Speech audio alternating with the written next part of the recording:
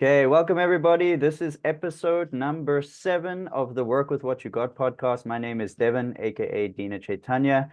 And on today's episode, we have someone who has got his own Instagram. I'm not too sure if you have other avenues of social media work, Facebook, TikTok, and stuff like that. But the way I connected with Sham Govinda is through Instagram, and he's mentioned that he's built a community and he runs a community. And then through his Instagram, he is sharing knowledge, sharing wisdom, and just putting lots of cool content out there that really it got me thinking. It's helped me to think about a few things. So I'm sure it's helped many others as well. So yes, welcome to the Work with What You Got podcast. And thank you for joining me tonight. Thanks for having me, Dina. Joy and pleasure to be having this conversation with you. So thank you so much. Yeah, great. Maybe you can just inform us a little bit more about what you do. What are you doing on your social media, and like why did you start your social media page, and what are you trying to get out there through your social media? Yeah, it's a good question. I think for me initially, um, I never really envisaged myself doing anything like that. Probably up until a few years ago. Sure. Um, so just for some background, I came to a spiritual path, the path of bhakti, maybe about 18 years ago now. 18 And years. Wow. Okay. after about 2 years, I realized that I understood my nature quite quickly, that I'm someone that wants to kind of take the bull by the horns and make things happen. Amazing stuff. And in the community where I got initially introduced to this retreat that was in France, so I went to this retreat in France. I had no background. I used to, I was a drinker, smoker, drugs, and all that kind of stuff. That was my background. And it was actually at a party where there was one devotee, if you like. He is a spiritual practitioner, someone that was on the path of bhakti. Just ended up coming to this party, and that's not traditionally how you You envisage meet people someone, being yeah. introduced to a spiritual path. Sure. And I even reflect back now, and I was kind of intoxicated and out of it. But he invited me over to his house. So I went to his house and he convinced me to go on this retreat in France. And I was there for about 8 days. Now, this retreat, it wasn't like he had convinced me by saying, oh, you can go to a few pubs there. There'll be girls there, like the kind of things that I guess in your early 20s, you're really into that kind of stuff. And that's kind of like you could say like it's a bait to get you to go. So I went, but then when I got to this retreat, it was a place where people were getting up at like 3:30, 4 o'clock in the morning, and I was like, oh, I don't really like this. It wasn't my thing. But you were there. But I was there. I was like, well, I couldn't escape until about 6 or 7 days into it. I just became really captivated by the story of the guru that actually is I guess, the figurehead of that spiritual movement. His name is Srila Prabhupada. Mm. And yeah, just completely captivated me. So obviously, when I came back from the retreat, I was super inspired, although very superficially. I was just like really, like, oh, this man is amazing. His story is amazing. And then for the next couple of years, I was still going to these talks and, like hearing, and then I'd go out to parties still afterwards. So for a couple of years, I wasn't really seriously into it until, I kind of lost the taste for doing those things that I was into before. And What age then was that? I was probably about 24 when I first got introduced. So I was Uh, about 26 when I started to lose the taste for things. And it kind of coincided with, I kind of took the reins in the sense that I started to help out, mm. like arranging events, and then obviously, long story short, did that for many, many years, and kind of, I don't know, somehow ended up being the person who was the leader in my town for that particular community. And then over a number of years, we just, as you mature, I guess, you learn lessons, you learn how, people dynamics, how to develop a community. Now obviously we have a center, we have like a community of like 170 odd people, and So many, many. there wasn't a center before until No, you. no, we were just hiring different community centers around the I town. see. But then obviously over time you start getting this vision that, yeah, maybe we can have our own place. So then you start thinking about money, like where we're going to get the money from, and so like that, it just naturally just yeah, I guess stepped into what I feel my nature is. It's, yeah, I have definitely have leadership tendencies. And obviously that doesn't mean I'm the finished article. It's always a learning curve involved. So yeah, long story short, now we have a center, and obviously up until a few years back, that was pretty much always all I was doing. But through that, obviously it's not all rainbows and sunshine. You have a lot of negative experiences, and I think for me, I'd reached a point where I was like, I want to communicate this in a way that I feel my conviction is being brought across, because I feel spirituality, although can be followed by many, many people, the same path, but the reflections and the way that we communicate it can be so diverse. Mm. And I felt that I always used to feel frustrated sometimes that I wonder why someone never says this like this, or why don't they present it like this? And I always felt it should be other people. Like I'm just a small guy. Like I can't do that. Like it should be other people that should be doing this.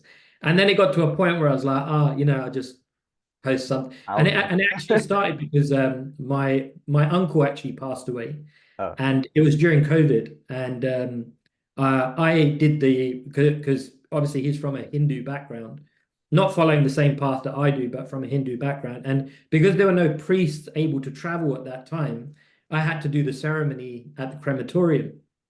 And yeah, I just had this resolve that, I want to kind of start sharing something.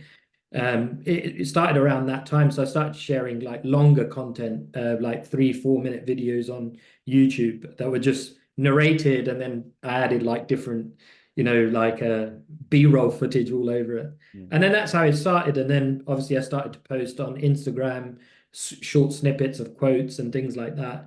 And yeah, and then I've been doing that for the last couple of years. And in the last few years also, I transitioned from my previous career, which was in telecoms, to being a full-time coach. So yeah, long story short, as short as I could, but that's the essence of what brings me to where I am today.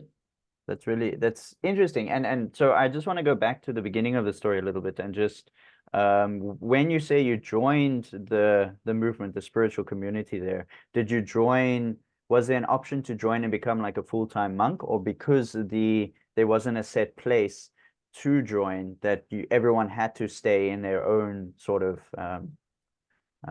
they had to have their own houses and so on and so forth? Or could you join as a full-time, like some temples around the world? Like myself, I Yeah, joined full-time for a while in the beginning, and then yeah, that's an interesting one. So I think stereotypically, the journey that people take is usually through being a monk. You're a monk and you may remain a monk for some time, and then eventually, go into, get into a relationship and get married and so on, or remain a monk. For me, that option never really was there, although there were people that presented that option. A, because by that time I already had a mortgage. I had a property, so so you couldn't do I had responsibilities. So sure. that was the first thing that stopped me, that I couldn't just chuck it in and leave. Uh, I was kind of, in terms of my introduction to the path, it was a little bit late compared to maybe other people come in contact in their teens, or I guess just after university. Whereas for me, it was a lot later, probably closer to my mid-20s. So I had those responsibilities. And then the other thing was that I took up responsibility quite quickly. So my mood was more, let's give this to other people rather than like, let's fix me. mm, Um, so it was probably a combination of those two things that, and I guess the lesson in that is that although there is the ideal doesn't always kind of fit your life circumstances. So you kind of, there's like good, better, best. Like best would be that you get into it at an early age. You can go through the monk experience, learn self-control, learn regulation, learn all the scriptures. And then by the time you're like, in your early 20s, you still can come out, find a great job, and that's the best. But then you kind of have like what's All also the good. in-betweens. Yeah, Yeah. yeah. So Yeah, sure. yeah, for me, I think those were the two things that really inhibited me from taking up the monk life.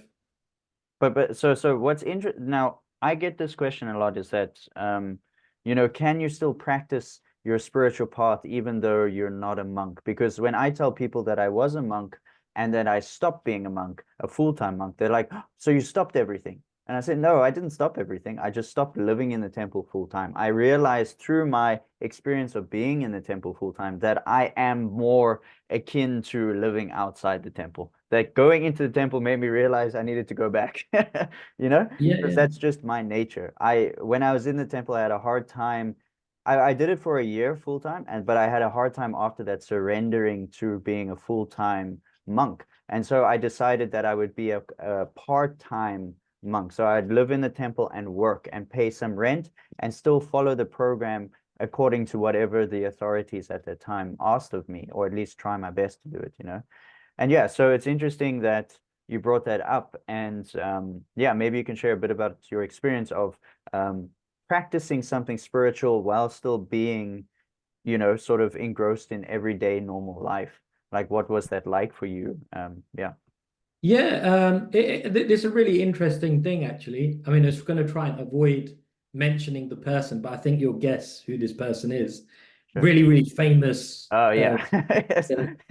So we this retreat that I was telling you about, Sure. that was also his first retreat, and we became Ah, friends from that first sure. retreat. Oh, that's And so we all still keep in touch quite a bit, and we often discuss how our paths were so different. Like he obviously went back, he was like 7 years younger than me. So he was like 18, around that sort of age. mm, So he was able to go into the ashram, the monk, live the monk life. And then obviously for him at that time, the monk life wasn't the appropriate thing that was best for him. So, and you can see obviously now flourishing like anything, and living his life in a completely different way. The interesting thing, though, is that I think the misconception that people have is that spiritual life means monk life. mm. And it's a misconception because that the monk life is described in Sanskrit as brahmachari ashram. And this word ashram means it's a place of spiritual shelter. So that's what ashram means. But what a lot of people don't know is there are actually four ashrams. The monk ashram is only one of them. And it's actually And the start of the yeah, ashrams. Yeah, it's a progression, right? We progress yeah, through as you grow up and mature. You get to choose. Do I want to move from being a brahmachari? Another way to look at brahmachari is being celibate, basically. You're celibate, no relations, no work. You're just in the ashram, in the temple, serving. And then after a certain amount of time, it should be about, I mean, for the modern people, should be about 7 years. 5 to 7 years. Everyone always said that, stay in the temple 5 years, get the sort of the monk training, and then from there progress into the next steps if you want to do that.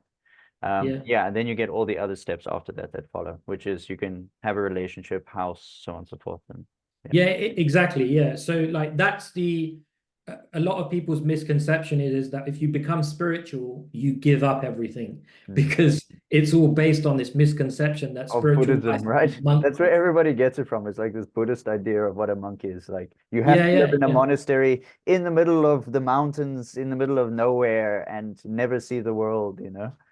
Yeah, yeah. And I guess, that's a misconception that sticks because we're so invested in the externals, Mm, we're absorbed in, like things that look spiritual as opposed to really understanding the essence of what is spiritual. I remember I read a quote the other day that Prabhupada actually, he says that being a monk is really good, but being a monk in married life is even better, is even higher. To be self-controlled in a marriage in the face marriage of like situation. temptation, in a sense. Yeah, yeah, yeah. Yeah, And yeah. and I think we never think we very rarely think of it in that way that Mm, actually there is a place of spiritual shelter that can exist in married life, even beyond married life, in retired life, if we choose to, live that life. So I think for me, understanding that was it took a few years because we do provide a lot of prominence to monks. The monks are offered a lot of respect, basically because of the sacrifice that they are making. Mm. But that doesn't discount, a housewife with 3 kids. That person can be just as elevated Even spiritually more. as a Yeah, yeah, monk in a yeah, temple yeah, can. yeah, yeah. So, but I mean that's not to downplay the experience of the monk. There's a verse in the Gita where Krishna says, "As one contemplates the objects of the senses, one develops an attachment, and from attachment, lust develops, and so on." He describes like the chain of events, and he's basically describing marketing in one sense, and Mm. in one sense, like when we have no type of regulation or we've not had any type of monk training, it's very easy to be tempted by, especially for a man, like you go on Instagram nowadays, like there will be things that Everywhere. pop up, like Yeah. you don't even want it to You pop don't up, even and want it it to. pops Yeah, up. yeah. True. But unless we've had that training to be able to, like Christian describes, withdraw the limbs into the shell, like the tortoise withdraws the limbs. So that's the purpose of monk life, is to be able to teach us self-control, that so that when we do move on into into married life or into a relationship, we actually do it more from a place of duty, love, as opposed to just lust. Yeah, it's like Like developing a higher consciousness about life, right? So yeah, it's yeah, tuning yeah, into those finer responsibilities rather than just all that base instinctual drives that we have. We're tuning into those finer responsibilities of life, raising our awareness to see that, there's something beyond just how I'm feeling, because I mean, lust is all the time. I mean, I know I go through it every single day, all the time. yeah, And if I had to tune into that every single day, all the time, then I'm basically not in control of myself. And I'm just yeah, being pulled around by desires all the time. And that's the whole point, is to take back that control and rather push towards something that I want, something spiritual, something, of growth, something that I'm building my life and so on and so forth, as opposed to just getting pulled around everywhere else. And then my focus is just many branched, just all over the yeah, place. yeah, yeah. Yeah. Yeah, yeah, definitely. So it's not to downplay the monk life. It's definitely important, and if one is able to go through that experience, it's definitely recommended. But for me, I would say, yeah, I wasn't able to do it, Mm. but those lessons came to me in many different ways, Yeah. many other ways, and taking up responsibility in one sense filled up the gap Mm. that I had from not living monk life.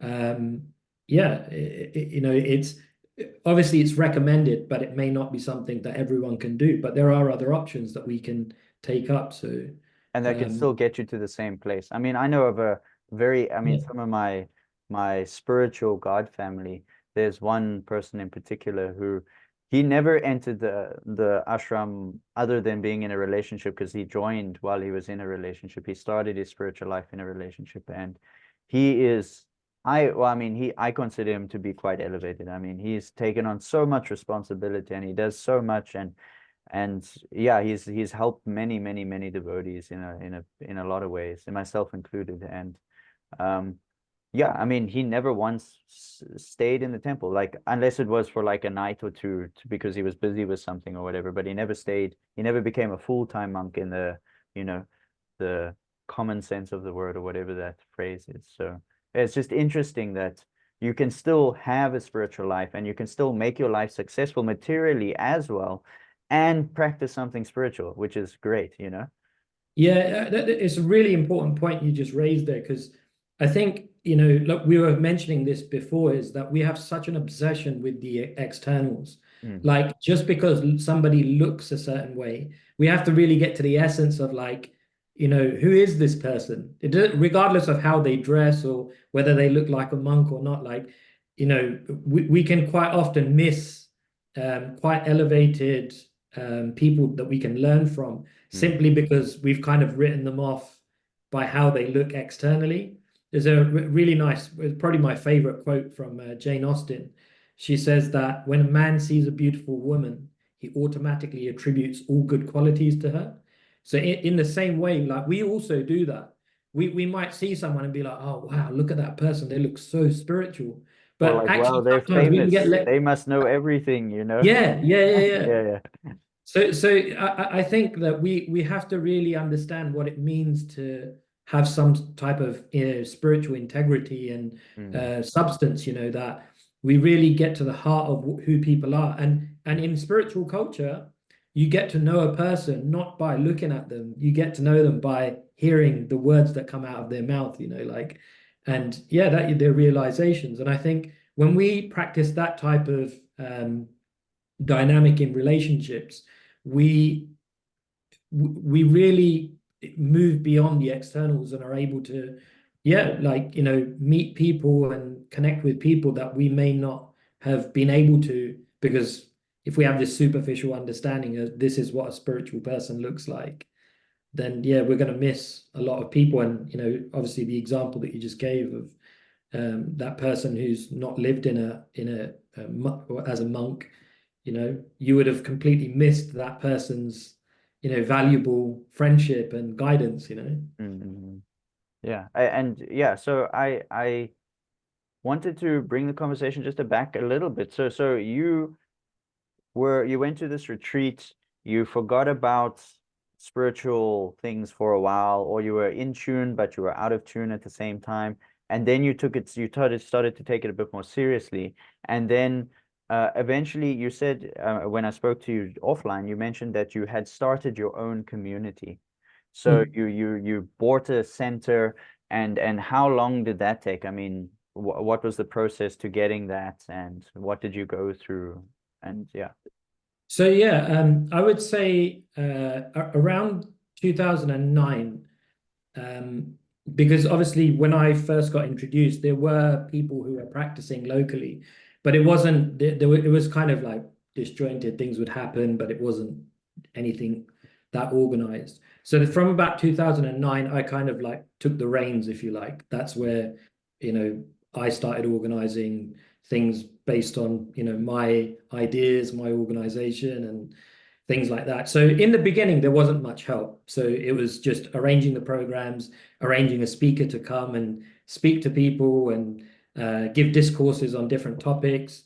And obviously, food is a big part of our tradition, sanctified food. So we would arrange that. And then obviously in the beginning, it's tough because, you might look at other projects elsewhere and you're like, you want to do things like that. But You want what to we be don't like, yeah, realize is yeah, that sure. you have to start small. Like Yeah, that's where integrity yeah, comes from. yeah. Like And if you humility at the same time, man, because I know humility, I know integrity, sometimes, I mean, I've gotten myself into spaces where, because of practicing well, like really well in certain areas of my life, like I develop like a big head. So I think, yeah, I have enough power. I've been putting in the effort, but then I still have to come to these small little steps that I have to do, because you can't jump over them to get anywhere. Otherwise, it's like you're yeah, going to skip the important things, the lessons that need to be learned for when yeah. you get to those big moments. It's all about the little wins, the small steps in the beginning. Yeah, Yeah, sorry. yeah, Yeah, yeah, 100%. yeah. Yeah, yeah, I completely agree. And that's exactly what it is. Mm, So, for a number of years, good, 3, 4 years, it was just doing small things. Sometimes you'll turn up and there'll be like two people that have come to the event that you've organized. And so, yeah, it was humbling. But, I look back and I always, I value the quality of sincerity. I mm, feel like sincerity can take you a very long way. mm. And not in a blow your trumpet kind of way, but I often look back and I think, I wish I can cultivate that same sincerity as I had back then. Back then. Because no matter who came, no matter what happened, I was like, nah, we're going to do this. I have faith that we can do something with this. And then obviously you learn lessons. One of the biggest lessons I still stand by now is that in the beginning, we used to emphasize big numbers. So you Mm, arrange an event and like 100 people will come, and you're like, yes, this is success. But then like 2 weeks later, you go back to like three, you know. So and you realize it's not about numbers, it's actually about consistency and substance. So we shifted the focus from making it about these big grand events and making it look really nice to actually focusing on individual people. Mm, Like when you focus on individual people and you really like try to create an environment where they can have a really substantial spiritual experience through the study of sacred scriptures. It may take longer, but then it touches those people in a more profound way that they actually then want to give back. Because I feel like that's the sign of a successful project. That is it still just you, or are there other people now on board? on Are board. you Yeah, yeah, creating more leaders, or yeah. are you the only Are you the person? only? Yeah, sure, But sure. I would say so we did that until, a few more people wanted to help in different ways. Then, like, because you have to look at it from a broader perspective that, where's the money going to come from? Mm.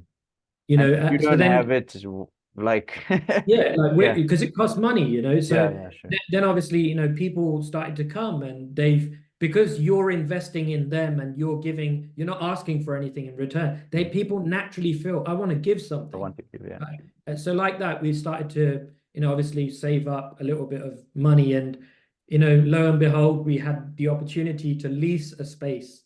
This person had a building, quite a substantial building that he Mm. wasn't using but was paying council tax.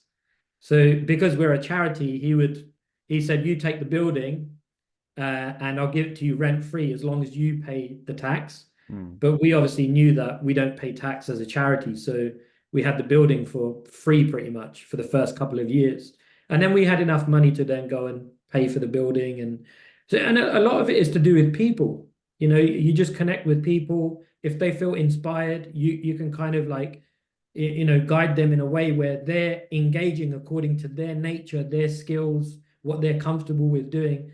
And it just takes time, and it takes yeah, just Consistency, yeah, yeah. focused effort, to Mm. really just try to engage people in a way that they're inspired in. Mm. Like some people, they're just inspired to make money. Like, Sure. they may not want to get involved. I mean, Krishna says this in the Bhagavad Gita that, the highest thing in spirituality is to always think of Krishna, Mm. always think of divinity. But if one can't do that, then you practice the process of bhakti. But even if one can't do that, then you use your talents and do something, with those talents and engage it in spiritual life. Even if you can't do that, then just give some money to some cause that you feel inspired by. So like this, you can see that there may be people with different motives or different level of commitment, but everyone can be engaged in some way. And then I've seen over the years that those people that started just by giving a little bit of money, now they're kind of like further up that rung where they're kind of It's doing everything. I've noticed it's also because I mean I have a mentor who's also in the same path as us, and he he is firm on this idea that the more someone invests of their own energy, the more they're going to value what you get. I mean, this is something that I'm sure we all learn in the beginning of your spiritual journey, specifically if you go out and you're distributing books, that's something that Yeah. I'm sure you've done and I've definitely done a lot of. And um I initially I would give them the book and not take anything. And everybody kept telling me you have to get something from it, just something. So even if it's a trade of an item for the book of some sort, like once I traded because I have an altar at home and I didn't have a lighter. So the guy said, I'll trade you my lighter for a book. And I was like, you know what, great, because I'll use the lighter to light my incense, you know? And Yeah, the yeah, yeah. and because he traded something of his, like the guy, like the people with the money, they trade something of theirs to see something grow, even if they're not interested in it growing in the beginning, because they see it growing and they see the investment like becoming something, they get more invested Yeah. naturally because that's something they worked really hard for, is to get that money. So when they give some of it, it's like they're giving their hard work in some way, So it's Yeah, actually yeah, a yeah. really, really spiritual thing to do is to give.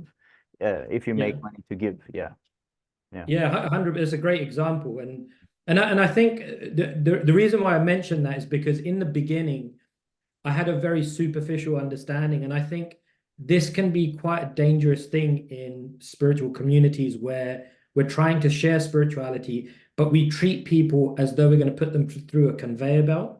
It's like, people Hop come through in on. the Yeah, beginning, they come like this, and then suddenly at the end, they're going to be like this finished product. It doesn't work like that. yeah. There is so much investment, so much personal energy and effort and time that one has to invest in like people, because the main reason is because you care about that person. Mhm. It's not because you It's want not kind of not because they're the performing number. well, it's not because they're investing, but it's just Yeah. it's the genuine care. And I mean, you can tell us a bit more about that because you actually are now or have been the the leader of the community or like the I don't know what you want to call it, the president.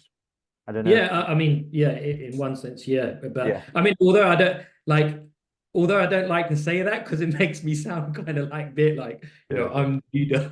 yeah. But yeah, yeah, Yeah, no, but you are. I If you am. are, Yeah, you are, you know. yeah, I mean, it's designed that way. So if you're the leader, the head guy.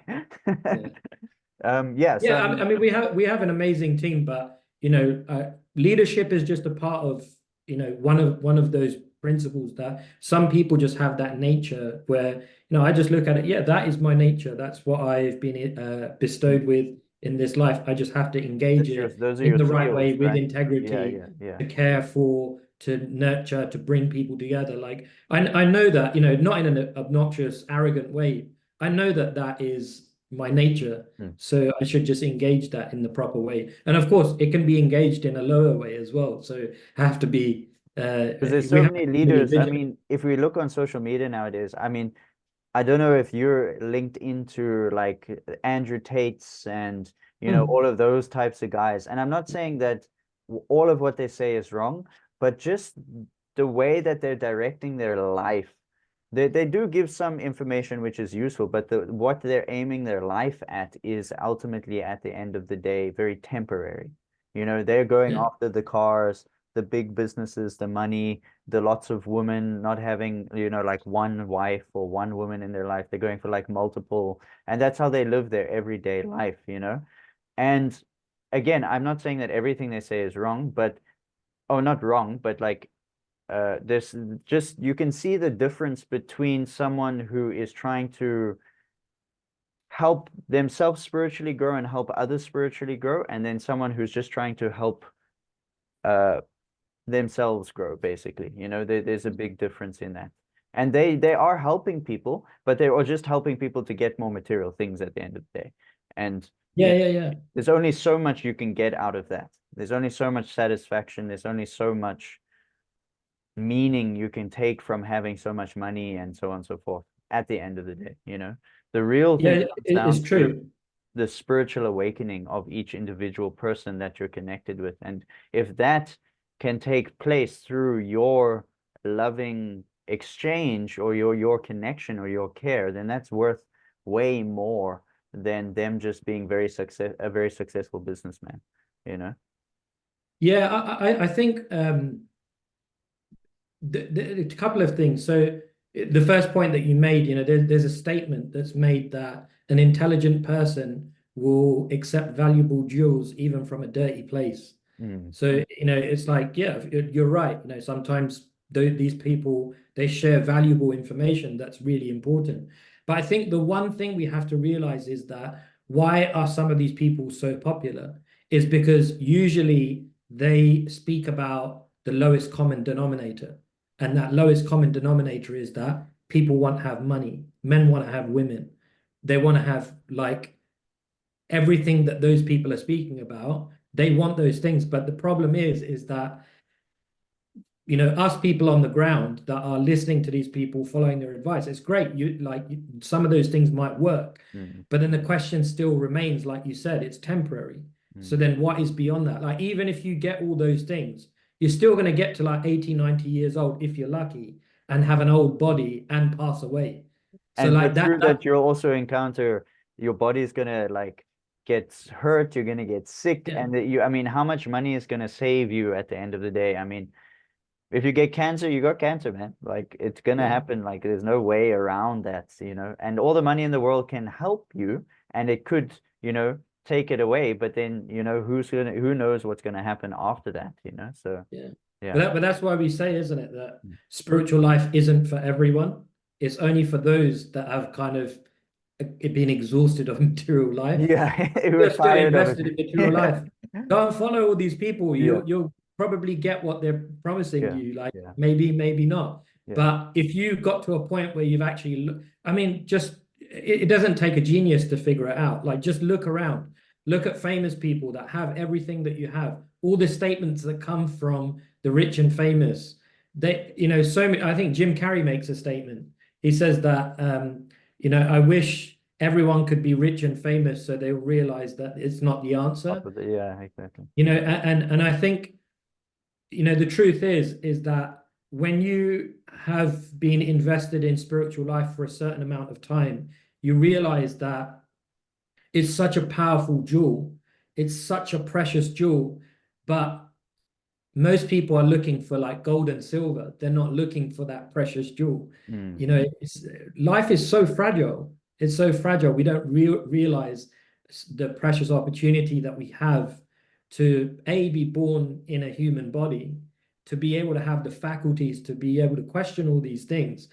It's like, have we really been given this facility just to just enjoy and become rich and do things that even animals can do, So I think unless we get to that point and question those types of things, yeah, not much is going to change, and yeah, it takes I guess, an element of humility to kind of realize that I don't know. I need to go and find out from people that know. That no, and actually ask questions and just be like, I'm not as intelligent as I thought I was. Yeah, definitely, definitely, and I guess the amazing you spoke about, giving books out on the street to people, and a lot of people don't understand how much a person cares for others, that they would be able to go out on the street, be treated in unkind ways, but All the still time. maintain that How practice many of arguments I've give. got into and people that I know that I've done it with all the time. You develop a kindness towards those people because turning the other way and starting to dislike people is not actually what we want at the end of the day. I realized that because I started to do that. I would start to dislike people. And I'd be like, as soon as they were mean to me, I wouldn't be rude, but I would be quick and just like sharp with my words, you know? And then I realized someone made me realize that that's not actually what you want. What I want is to leave them with a good impression despite their rudeness, and let my spirituality, my kindness that I've developed show beyond or through their rudeness. And even if they don't take anything from me, at least they can see that my kindness was beyond their rudeness, if that makes sense. And that's something that is one of the biggest things I've learned through speaking to lots of people and doing it often is that, not to let other people make me turn into something I'm not, basically. I mean, I'm sure you've heard that the poem by Mother Teresa, I think, where she says that if people treat you unkind, forgive them anyway, Forgive them. and then if they do this, forgive them Forgive anyway, them because anyway. it was never between you and them. Like, Yeah. and yeah, that's what the process of spiritual life really teaches us, is that, Mm, our interactions aren't so much to do with the other person that we're interacting with. Really, it's us. It's to do with ourselves. The way that we react based on how other people treat us. mm, It's more to do with our own progress and our relationship with the divine than anything else. mm. Because a true spiritual person realizes that even if someone treats you in an unkind way, it's not because of you. It's really because of what's going on within In them. their own heart. Yeah, And a exactly. truly compassionate person understands that. And a Yeah. truly evolved and spiritual person understands that this is the reason why this person is behaving in such a way. So, Mm. yeah, it's true. And, giving out books on the street, there's no faster way that you're ever going to learn that Yeah, lesson. because you face with everybody. I mean, you face with the good people, the intermediate people, the people that don't care, the people that are really looking for an argument because Yeah, they've got a lot of stuff going on in their own heart. And I would say that the thing that I brought it down to, not that I'm good at it, was just not taking it personally, just yeah, not trying not to take it personally, and not to get drawn into other people's, their relationship with the divine, rather to assist them in whatever way, even if it's just by being kind, even in um, like a negative situation. Yeah. Yeah. Yeah. And I can imagine you must have had to deal with a lot of that being or working your way up into a leadership role and also mentoring. I mean, all of that ultimately is based on relationship. I mean, the whole world is based on relationship, but specifically when you're stepping into a more of a leadership role, I mean, you can tell us, but I don't think you realize how much relationship has to play a part in being a leader until you get there and you're like, damn, everything is based on relationship, basically. If I don't have a Yeah. good relationship with the people around me, then how am I gonna lead them at the end of the day? So yeah. Yeah. Yeah, you're right. Leadership is one of those things. Like, quite often people say that management is a thankless task, Yeah. and the reason why they say that, like my favorite quote on leadership is by Lao Tzu, who is a contemporary of Confucius, Mm. and Lao Tzu says that um, a leader is best when people barely know he exists. When his work is done, aim fulfilled, they will say we did it ourselves. Like, you just reflect on that, Yeah, yeah. like the amount of, like, you have to be very selfless, actually. It's Mm. selfless in the sense that you can't expect things in return. Mm. And you have to be more invested in the actual cause than your place in the cause. Mm. Because you'll find scenarios where it's like, people will dislike you because you didn't do what they wanted. Mm. Because that happens. You have to always be constantly introspecting. Am I doing things with integrity? Am Mm. I doing things for the right reason? Yeah, there's so many different dynamics, and I would say it's kind of a double-edged sword. On one side, it's the most difficult, heart-wrenching service that you could do, but on the other side, it's probably the most quickest fast track you can get to really understanding what is going on in your heart. In your Like, heart. that's been my reflection. So it's a real double-edged sword. If you do it properly, then it can really like fast track you. But the other side of it is that, yeah, it can be quite heart-wrenching, quite difficult to deal with, because you're always torn between getting things done and pleasing people. And the relationship side of things, yeah, because I Yeah, know so me, yeah, I'm a very good manager. I manage things really well. Or at least where I'm at, I manage well from where I'm at. I still have a lot of faults and flaws, and I see it all the time. But yeah, I mean, there were some times where I had to make some tough decisions, and people weren't happy with it, and I just had to face the fact that this is gonna upset them, but I have to make this happen, and I have a plan, and this is what I've said to everybody, that this is how it's gonna work. And now here's this person saying that and that person saying that. I'm just like, this is what needs to happen, guys. You know, I can't. Actually, Yeah, yeah. you reminded me of something. One of my mentors, he's based in America. Mm. He's actually a disciple of Prabhupada. Really amazing, gentle personality. And he was saying to me, because he came and spent 4 or 5 days with us back in the summer, Mm. and we were just going for a walk, and I was just kind of like revealing my heart, and just saying like what's kind of going on. And he was sharing with me that many years ago, in the kind of temple that he was a part of, the community that he was living in, the temple, the leader, the president, had left like overnight. So there was kind of a lot of confusion, and many of the members of the community, they pointed at him and they said, "You should be the leader. Everyone loves you. You should be the leader." And then he ended up taking that responsibility on. And he said within 6 months, all those people that told him that you should be the leader started hating him. Yeah. So it's that, and that's what it's like. It really is like that. It's a really, really hard thing to balance, to get things done, to do things for the right reason. There's a really powerful story in the Mahabharata.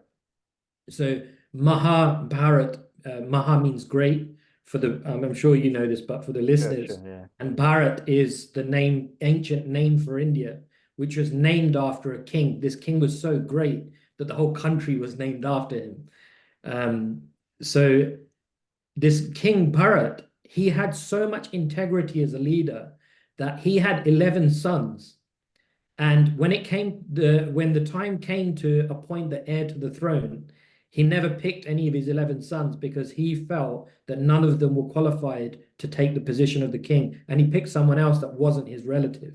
Now, what's amazing in this story is that like there is a really powerful lesson in there for us that although we want to give care and attention to our own family members, our friends, but do we have that integrity enough not to be biased?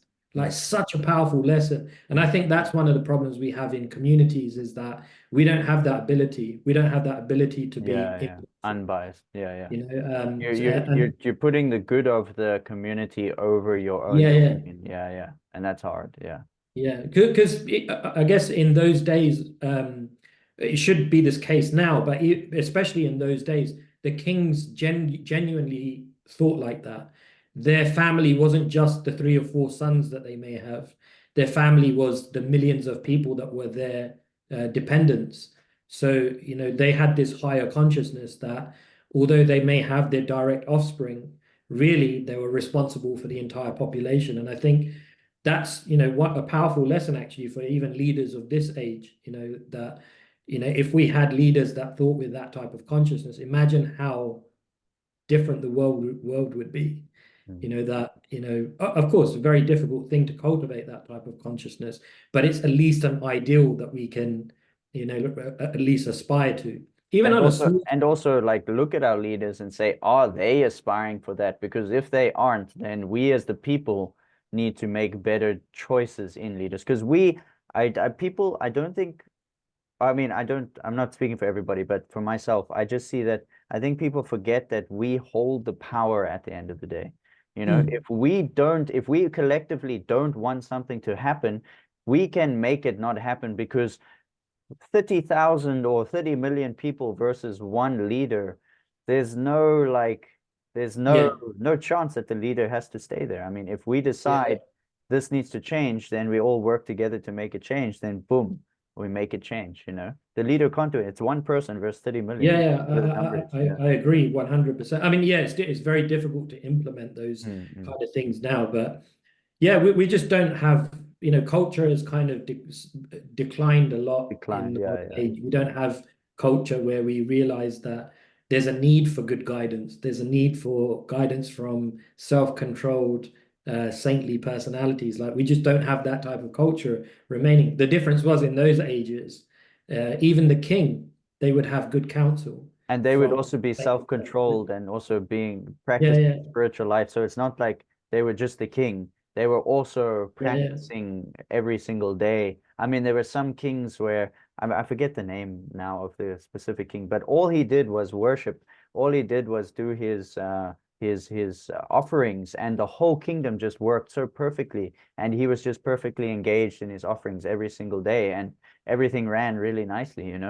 So it's not just that this guy's in power and he must just take good counsel. He must actually be a good example of what it means to be a leader and a person and someone who cares and someone who is responsible. And there's a lot more that goes into being a leader than I think people realize. And yeah, yeah, myself, I'm still quite young. I mean, I'm 29, so I'm still developing myself in a lot of ways, but I'm just seeing the necessity for myself to act properly so that I can actually assist people in the right way. Because if I'm not acting properly, then what am I really doing?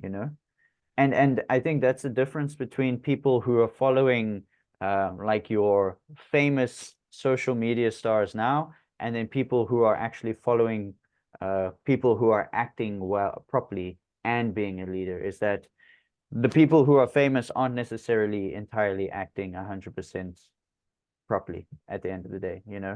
Um, yeah. I mean, even though they're not acting properly, just having that integrity to hold your hands up and say, "I'm not the person you should be following in this yeah, area." yeah, Like, yeah, I'm a good actor, yeah, admire me for that, but don't yeah. take advice or spiritual counsel Mhm. from me. That is a really powerful thing that I saw during COVID. I don't know if you follow football or soccer. I don't follow it actively, but if it's on, I watch. There's a manager called Jurgen Klopp. He's the Sure, manager of Liverpool Football sure, Club. Just sure. useless information, but the really powerful clip that I saw of him, that during COVID, the reporters were asking him about the technicalities of like the virus and the medicine, and like, this is the first time I've ever seen someone do this. He got quite angry at the reporter and he said, "I'm a football manager. Ask me about football. Go to the people who are the experts in this field and ask them about that." And of course, like, it was a common sense thing that he said, but I feel like there's a powerful lesson in that Mm. if we simply had the integrity in whatever field we're in to just be like, no, this is my field of expertise. I'm not a self-controlled person. Don't come and ask me about how to become self-controlled. And I feel like in the modern world, what's happening is that people get famous. Like, goes back to this Jane Austen quote: when a man sees a beautiful woman, he automatically attributes all good qualities. Good And quality. this is what we Yeah. do with famous Yeah. people. They're a good actor, so we think, oh, so they must be a nice person. They must be this, they must be that. And I think, if we just develop that simple integrity to actually point people in the right direction, if we've come across a saintly personality, we should try to guide people in that direction Do that. if we Yeah. feel that they need Mm. that kind of help in their life. So, yeah, it's an integrity thing, I think. Yeah. And I mean, like it's good to see that in people, and it's good to acknowledge that you still, there's good people in the world. So what I wasn't leaning towards that social media or famous people aren't good people, because they may Yeah, have yeah, some genuinely good morals and definitely, yeah. values, even though they may be doing things that I think are not efficient or not beneficial for their lives. But it doesn't mean they aren't good people. So I mean, there are still really, really good people out there, and they're still making things happen and helping people, and that's really, really awesome. And then at the same time, there are people who are more advanced in something. So, it's good to get the right help from the right sources.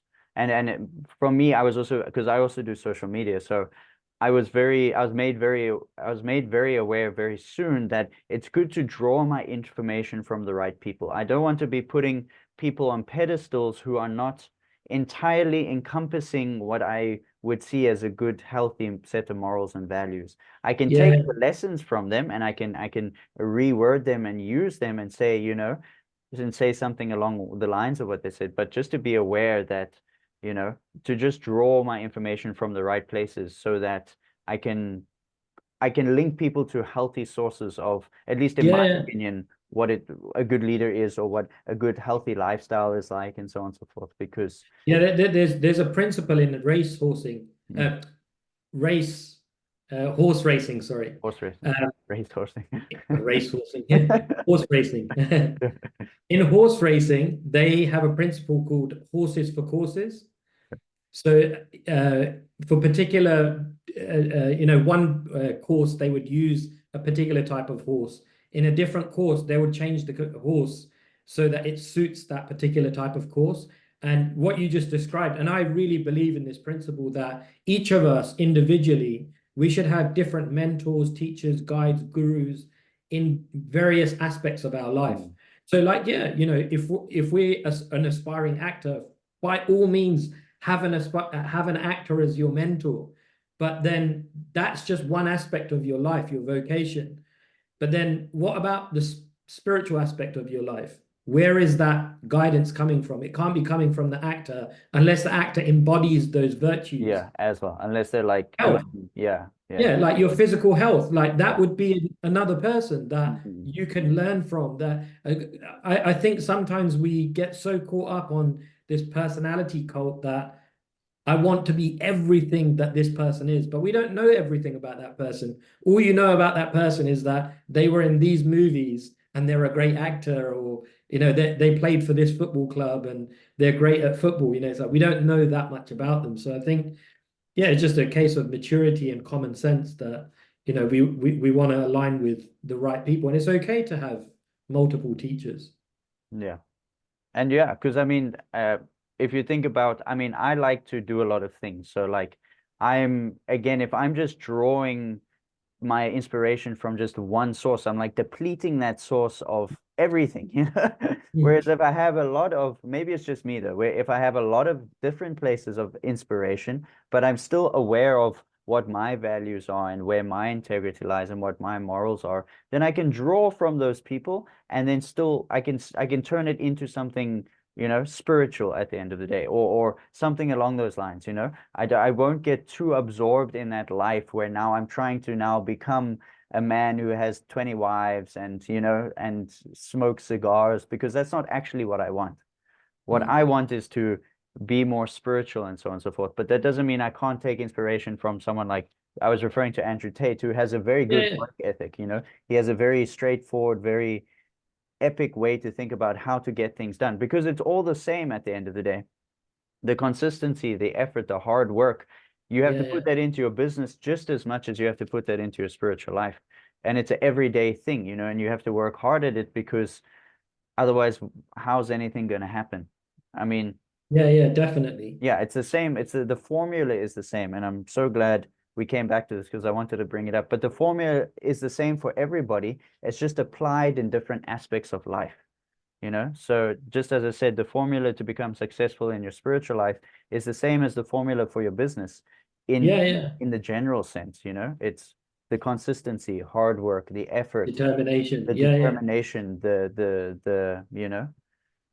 it's the same thing. And then eventually you see those results. Yeah. Yeah, definitely. That's a great point. And it's true. Yeah, we can have mentors who may not be aspiring for the same thing as us, Mm, but they've embodied the same virtues to get there. mm, So yeah, I completely agree. Yeah. mm, sure. Yeah, it's wonderful. So, um, yeah, I wanted to, maybe just before we start to close off, maybe you could share one. You mentioned that you learned an important lesson in the beginning. Like I would sum it down to quality over quantity. So I Mhm. wanted to maybe ask you if you could share one seemingly negative situation where you really took some like gold from, and then maybe a positive one after that, if we have the time for that, if you want to go into that. Yeah. Yeah, that's a good question, actually. Never really pondered on this too much. Um, Depends how honest I can be. Yeah, okay. I don't mind. It's up to you. Yeah, Yeah. I would go back to that. The reason why that quote that I said, the Jane Austen quote, is so powerful for me Mm, is because this is both, yeah, I would say this is the negative experience that I would have had is in the beginning, it's very easy to idolize people because you are impressed by one thing in them. mm, And and actually, when you actually reflect upon it, it's you that's to blame because you're the one that's actually put them on that pedestal. pedestal Yeah. in all these other areas Mm, when there may have just been one thing that you were kind of enamored by. It may be like their position, it may be they're able to articulate philosophy in a very elaborate way, whatever it is. And I think for me, those types of negative experiences are sometimes necessary. Um, and I'm not demonizing the personalities here like that. I feel like that's just a natural and necessary part of spiritual life. like One of my you teachers, mature, you start to see that, you yeah, needed to mature a little bit emotionally, instead of like being like flabbergasted because someone could articulate themselves well. yeah, and then they kind of let you down in ways that you had put them up on a pedestal for, Mm. but they had never really exhibited those things. It's just you had concocted that version of And them. projected it onto, yeah. Yeah. Yeah. So the lesson I would say out of that is that one of my teachers used to always give a good example and said that spiritual life is, the way we can look at it is three stages. There's thesis, antithesis, and then synthesis. Mm. That in the beginning, we're very like literal, we're very naive, very like we read something, apply it literally, and like we see everything in a very literal way. And for some time we may do that until we get to a point where we get hurt, we get let down, or it doesn't quite work out the way that we had imagined, which takes us to the next stage, which is antithesis, which we start rebelling against what we were. You start having doubts. Oh, is Mm. this really for me? Or, you start having doubts in the people and the path and all those things. But when you kind of reflect upon it for some time and you like refine your understanding, you reach a point of synthesis that you actually understand that it's my lack of maturity and my lack of understanding of how to implement this philosophy in a mature, dynamic, personal way. Mm. So I feel like those stages are necessary because it brings you to this understanding of how we can synthesize the teachings to our life personally, not just become this kind of like sheep, if you like, Mm. just tunnel vision following. So I would say like those types of negative experiences, yeah, we can really transform our lives through. So seemingly it's negative, but it's still a powerful lesson. It's The the lesson. positive lesson, I would say, um, Maybe not so much a positive lesson, but maybe you can t tell the viewers that are watching maybe what your community does, like what are they doing regularly, and oh yeah, share something positive about the community that you're leading and heading up. Yeah. yeah, yeah, that's nice. Yeah, so we have a community who we have something going on pretty much every day. So Mondays we have yoga. Tuesdays I teach a Bhagavad Gita course. So we do a chapter every week. It's like a 20-week course. Yeah. Wednesday we have an event which is mainly mantra meditation. Is for complete beginners who are kind of stressed. They want to come and just sit down in a kirtan, it's called. I don't know if the listeners are aware of what kirtan is, Sacred but it's, sound meditation. Yeah. yeah, sound meditation that's Yeah. congregational where many Yeah. people gather. Thursday we have like more of the same kirtan, but it's for our like our like regular community. Mm. Friday we have a youth event that happens every 2 weeks, and Sunday is our main community gathering. So of all those events, and then during the week we have like study groups in the evening. So Mondays, Tuesdays, Thursdays, like that. We have about 6 study groups that we are like week by week, just going through different scriptures. And, just because we value consistency. So some of our groups have been going on for like 10 years, just every week, week in, week out, studying with the same people, discussing, Mm. speaking about its relevance to like modern life. So one of the things that we introduced recently was the principle of 3 different types of caregivers. So one is a mentor, which is obviously someone who is been practicing spiritual life in a substantial way for considerable amount of time, that can act as what we call a shiksha guru, someone who can give you advice and guidance of how to progress nicely on the spiritual path. Then there is a sangha leader. Sangha means when you come together in a group and you're discussing and speaking about the scriptures that we're reading, like those groups that I spoke about. So someone that facilitates that, that's the second type of caregiver. Mm. And the one that we just introduced is what is called a cultivator. And a cultivator is someone who may not be, really well versed in the scriptures, or may not feel like they're a mentor, but someone that values that actually people that come to the center, they want connection. They would just want to come and connect with They're good a with group of people, relationships, in other like-minded words. people. Yeah. Yeah, so those people, they feel like it's their responsibility to just become friends with people, stay in Mm. touch with them, connect them to like a group that they feel would be more suitable for them.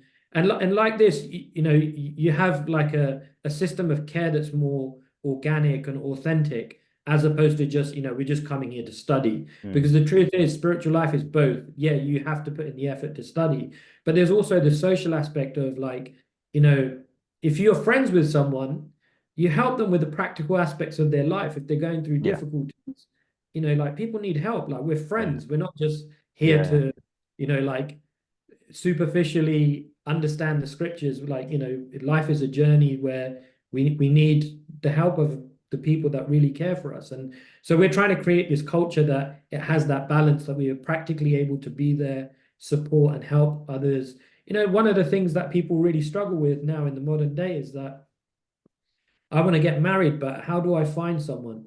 How do I connect with someone that has the same values as I do? Mm, So I think like that is where that similar thing to it takes a village to raise a child. But mm. it takes a village for many things, many aspects of your life. To Like we happen need and help to in so many, happen. Yeah, yeah, yeah, yeah.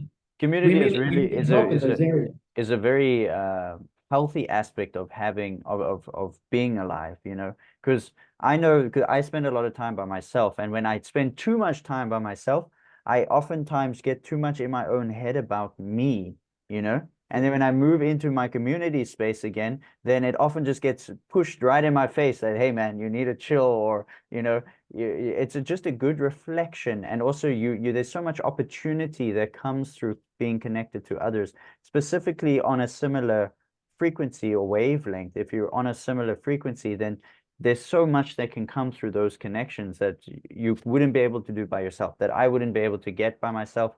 And yeah, it's just amazing having the opportunity to be connected to a community of some sort, specifically if it is a spiritual community. Yeah. Yeah. Yeah, 100%. I mean, I believe so much in community. Mm, You literally cannot go anywhere unless you have community, mm, unless you have people around you. Yeah, there's just so much value. But I think we need a lot more training. We need a lot more conversations around community because it can actually become quite superficial. Like you go to events and things look really nice on social media. Events look great on social media, but like what is the substance of that place that we're going to? Is there real care? Is there holistic care, mm. spiritual care, social care, physical? Are we emphasizing all these things? So yeah, community is such an important aspect of our lives. And I was listening to a podcast the other day that Mark Manson, I don't know if you've heard of him. He wrote the book The Subtle Art of Not Giving a F. Oh, yeah, yeah, yeah. Okay. Yes, yes. So he has a really nice podcast, and he had this guest that came on, and he was giving all these figures about the rising numbers of loneliness in America and Mm, rising rates of suicide, and they were just discussing how they've never really replaced what churches used to be in America and UK, obviously. mm.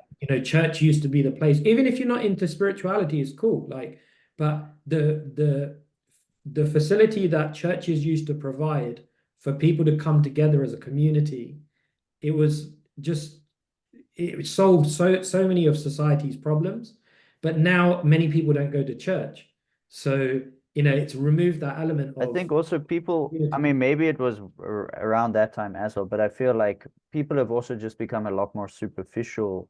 I'm not Yeah, saying everybody, you do get your very sincere people who are like there was this one guy who he was a church leader and he dressed up as a homeless person, but no one knew he was the leader. I've seen that. Yeah, He was going to be announced as the leader that day. So he dressed up as a homeless guy yeah. and he went into his church congregation and no one even cared about him. They would look at him and look away, or they would tell him that he must go sit at the back and stuff like that or whatnot. And then they announced who the new leader was and they called him up and everyone was shocked. And the guy basically said, like, what kind of congregation are we running here? You know?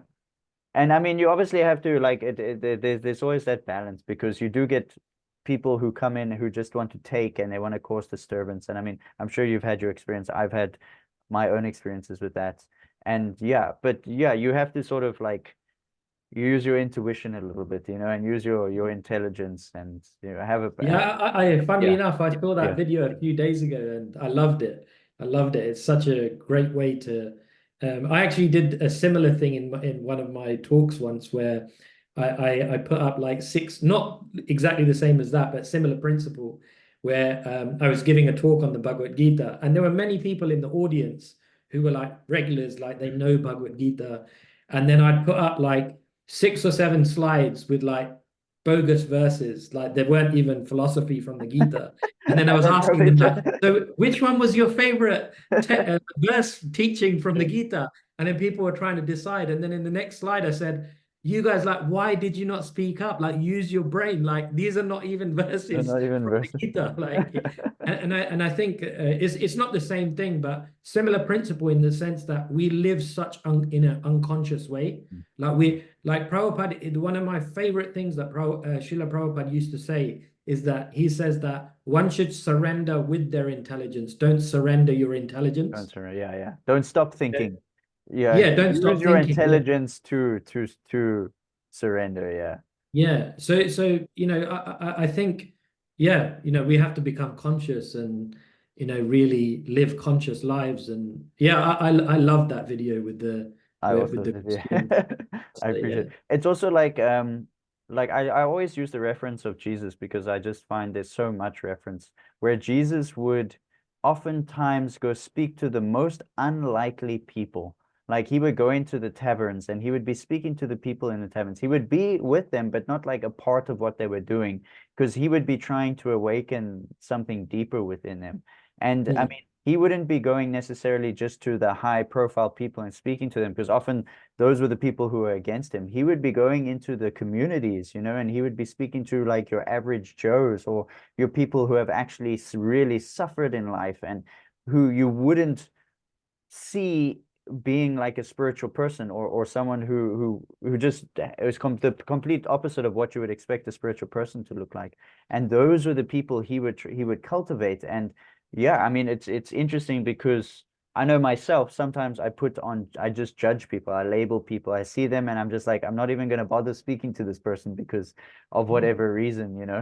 And it's something that I try to remember, because it's something that does help me to have a sense of humility, is Yeah. that, you know, I don't know. I don't know. I can only use my intelligence to try and guess something, but ultimately I don't know. I have to also be open to the idea that I could be wrong in this situation, and, to just take it as it comes, basically, and move from there.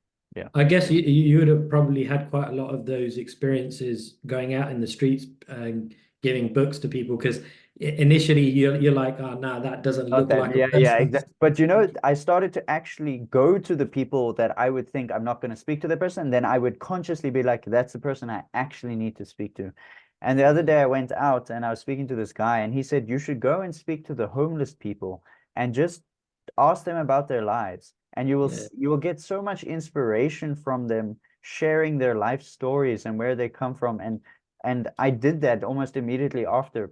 And I spoke to this one guy and he shared so many things that I was just like, this is so intense, but it's like it helps me, it made me feel humble, basically. I was just like, thank you. Thank you for sharing that with me, because I don't have a hard life like you. I have my own difficulties, but you have like a hard life and your own difficulties on top of that. And it just made me feel really like humble. And I was like, I needed that. I needed to hear that at that point in time. Yeah, it's such a powerful thing, like just remaining human and Mm, having that human connection, like it's so easy to become desensitized to just another person's life. Like, I'll be honest with you, like when I go to India now, there's incredible things about India. Like I love India, but one of the things that sometimes makes me sad is the lack of value for human life.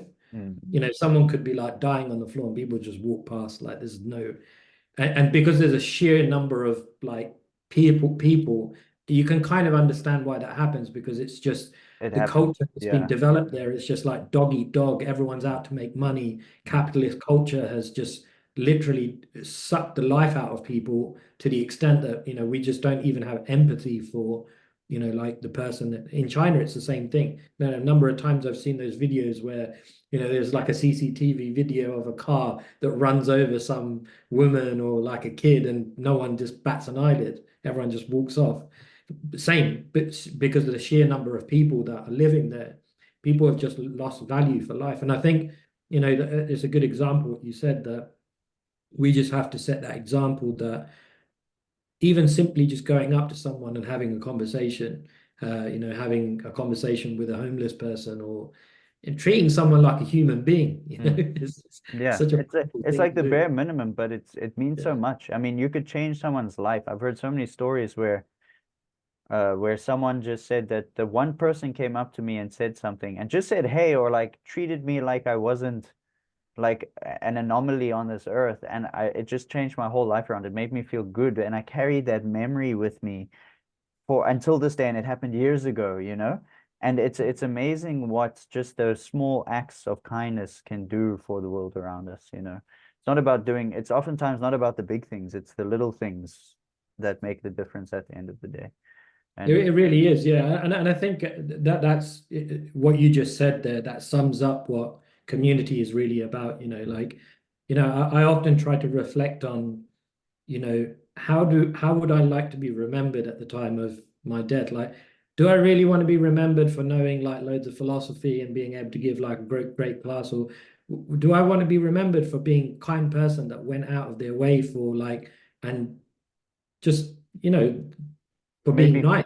feel good, made me feel welcome, Yeah, made me feel yeah, comfortable. yeah, Like I would prefer that. I would like the other one as well, but like I think yeah, what how I leave people in terms of how they feel means more because they're gonna remember that feeling way yeah, more. They may remember a quote or something you say, but the feeling will come back every time they think, you know, of you or of that place, and that'll be like, wow, you know, I had such a good experience. Like the feeling was there, you know, and yeah, yeah. that means way My, more. my my my wife actually has been really good for me in my own spiritual life and my own life in that regard. Like she really values things like that. Mm, She'll if someone's had a baby, she always reflects and thinks, instead of giving them a gift or as well as giving them a gift, I would rather go to their house and help them. Like mm, help them like wash their dishes, cook them like a meal and help them out in a practical way because we don't realize like how difficult that process is of having a child and or having multiple children. So I think, yeah, like for me, from my wife, like she's definitely taught me a lot of things in the human sense of how to practically care for others. It's not just a case of giving them philosophy or giving them like access to a spiritual path. It's like practically helping people really shows out like, where we are in our heart space. and the thing I like about talking about all of this is that it's reminding me to do all of these things because, you know, being kind is sometimes the hardest thing to do. I know, Yeah, like, I'd still have moments where I feel like I'm faced with all of this stuff, and now I have to be kind to these people, and they were just being, you know, mean or rude, or they did this or they did that. And I mean, that's something I faced living in a community and still being connected to is that you're all up in each other's space all the time, you know, especially if you live and you're connected heavily into the community.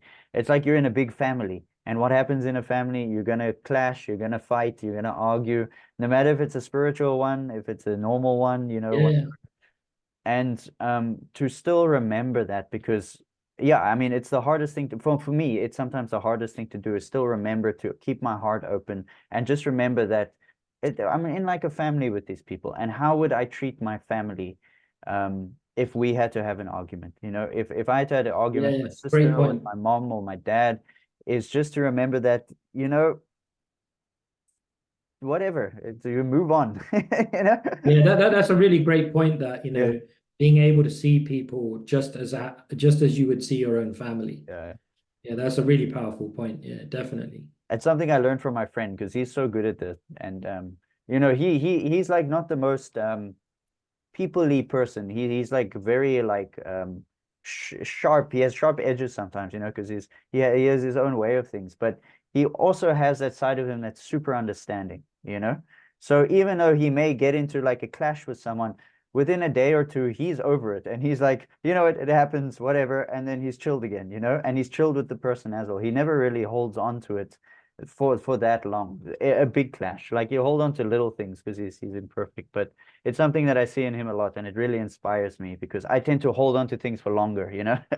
And I need to learn, or I would like to learn to let go quicker and just be okay that it didn't have to be a good moment, you know, but it doesn't mean that the whole connection is now ruined, you know. Yeah, yeah. Let's just see if we can reconnect and build, and we just move from there and just try and like work with each other, you know, because we have to be here together in some way or another. And um, yeah, I think. And then I guess, yeah, like what you were saying, it makes complete sense, but also maintaining that detachment that I'll do this even if the other person doesn't think this way. Yeah, exactly. Yeah. Being detached. That's oftentimes what makes a good leader, right? I mean, I'm saying this because I read it once, but a good leader is someone who actually doesn't want to be a leader because they have that sense of detachment where it's like, if you make me a leader, I'm going to do it, but it's not that I want it, because oftentimes the person that wants to be the leader, there's way too much attachment involved, and that comes with like its whole other side Yeah, story of things. But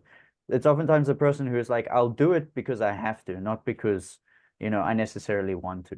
yeah, And yeah, 100%. that detachment is great. Yeah, Yeah, definitely. yeah. So yeah, so thank you very much. I think let's work on concluding. Would you like to share anything else? I mean, that was maybe in your No, mind it's to just conclude. a nice conversation. I think, sometimes speaking about this, it really reinforces things that I guess I mean a lot of these things I feel when I'm speaking and you are sharing, yeah, they're things that you've definitely pondered before, Mm, and yeah, that's what I appreciate. I think speaking about these kind of things, it just really reinforces it. And yeah, one thing I would say to any of the viewers, anyone that's watching, that's interested or wants to be a part of a spiritual culture, or develop spirituality, is just move beyond the superficial. mm, You know, one of the stages in spiritual life is called anartha nivritti. Anartha nivritti means when we are removing the unwanted qualities that are there present within the heart. And the we were speaking about fast track earlier, and the fast track for that is when we do it around other people. Because the easy thing to do is just to avoid people. But sometimes we only become aware of, because it's like if you're not around anyone, it's easy to think that we're like humble and we don't have any issues. super elevated. Yeah. Because But I'm then when we have fine, to interact and work together and like kind of compromise, and like we have to have that dynamic, Mm, that's actually when we get exposed to what's really going on. So I would say that, like spiritual life isn't just about going to any events every now and then. And, it's not like it's not just like an occasion. It's something that we can really invest in it within a community, and really deeply get to know other people, deeply get to know ourselves first. So I would say, yeah, be a part of a community, connect with like-minded people. Yeah, it can really transform your life. And it's amazing. Even the process of anartha nivritti, when we're cleansing the heart, it's just such an incredible journey that we learn so much about ourselves. And yeah, a lot of people say they want to live their best life. The only way you can live your best life is if we really know ourselves properly, and we're able to really tap into what our nature really is, so we can do something substantial in the world. mm. So before we end off, I just wanted to know, do you have any sort of online classes that I can link in the description below from the YouTube video or from on Instagram and stuff that you guys are currently running, that maybe if the viewers feel inspired, they can link into and connect with you and so on and so forth. And So I do have online groups, but unfortunately, with the online group that I'm currently doing, we've been going for about uh, number of years, and we're okay, really far into the sure, scripture that we're studying. So we're doing the Bhagavatam, sure. which is obviously, it's such a vast scripture, and we're on like Canto 4 at the moment. Okay. But I am planning to do something at some point this year, which is going to be open to everyone that obviously follows me on Instagram. And it will be something I value regularity, consistency. So it's not going to be something that's just like a short course. Sure. It's Yeah. going to be something that's ongoing, like a coaching group. So Okay. anyone that's interested, you're more than welcome to join along with that. Cool. So yeah, so if you're watching this and you feel inspired to be connected to Sham or to myself, you can just drop a comment in the comment section below, and then yeah, I'll link either if you would like to link to Sham Govinda. You can see his there'll be his links and stuff in the description below. Or if you want to link to me, I also have some stuff going. I can see where I can fit you in and so on and so forth. And yeah, we just take it from there. Otherwise, thank you very much, Sham Govinda. I appreciate the talk. Thank you so much. It was very, very nice. I thoroughly enjoyed it, and I got some nice notes. So No, me too. I really appreciated the conversation, and it was great to meet you. And yeah, it'd be good to stay in touch. Yes, yes, and that's something that we can chat about a bit more afterwards. But I often like to not just do one episode of a podcast and then done, but just to think about how we can collab in small ways in the future and then build to something if there is something bigger that we can do or whatever the case may be, and just staying and just linking with each other as we go. So I appreciate that a lot. So yeah. Okay. Thank you. Yes. Thank you. Thank you guys for watching. See you in the next episode.